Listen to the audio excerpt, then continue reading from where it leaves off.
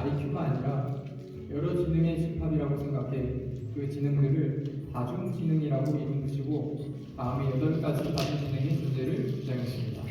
첫째, 언어. 둘째, 인간 진화. 셋째, 자연 진화. 넷째, 논리 수학. 다섯째, 신체 운동. 여섯째, 자기 성찰. 일곱째, 음악. 여덟째, 공간 분리까지.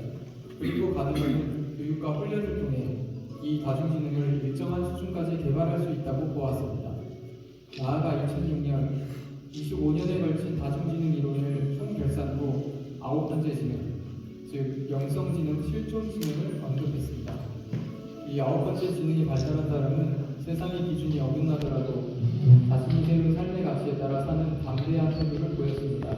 또 폭넓은 관점으로 더 큰 가치를 발견해 자신의 재능을 빛냈으며 특유의 공감 능력으로 사람들을 위로하고 이끌었습니다. 나아가 자신의 재능을 남을 위해 가치 있게 쓰고 이로 인해 자신의 삶에 대해 깊이 만족하고 있었습니다. 무엇보다 가드너가 말한 실존지능의 핵심은 우주에서 자기 자신의 위치를 알아내는 능력입니다.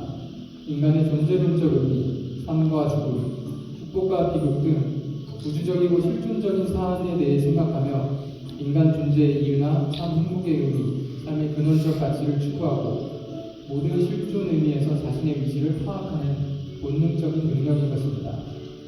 이 9번째 지능이 필요한 이유는 첫째, 삶의 방향을 바꾸도록 도와주며 사회와 타인을 위해 살게 하기 때문입니다.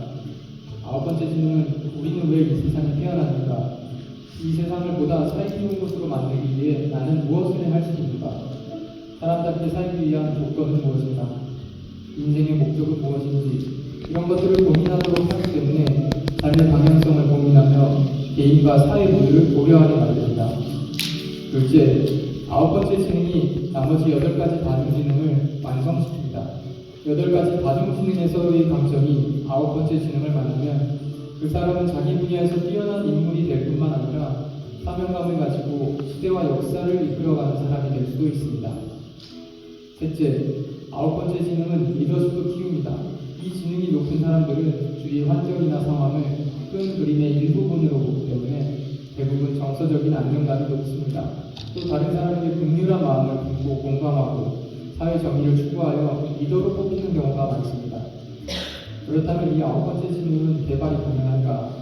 성인이 되어서도 가능하며 9번째 지능의 발현은 나이 상관없이 거의 모든 연령층에서 일어날 수 있습니다. 살면서 어려운 상황을 접하고 사회에 도움이 될 것을 찾으면서 자신의 삶의 변화를 만든 많은 사람들을 볼 수 있습니다.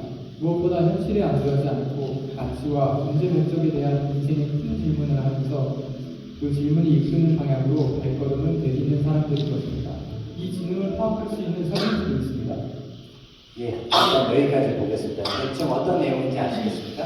여기서 말하는 영성지능, 이것은 말 그대로 지금 설명을 쭉 보니까 인간만이 갈 수 있는 영역이에요. 그리고 그것은 바로 하나님의 아들, 딸로서의 인간이 하나님의 아들, 딸답게 되어지는 것의 핵심을 말하고 있습니다.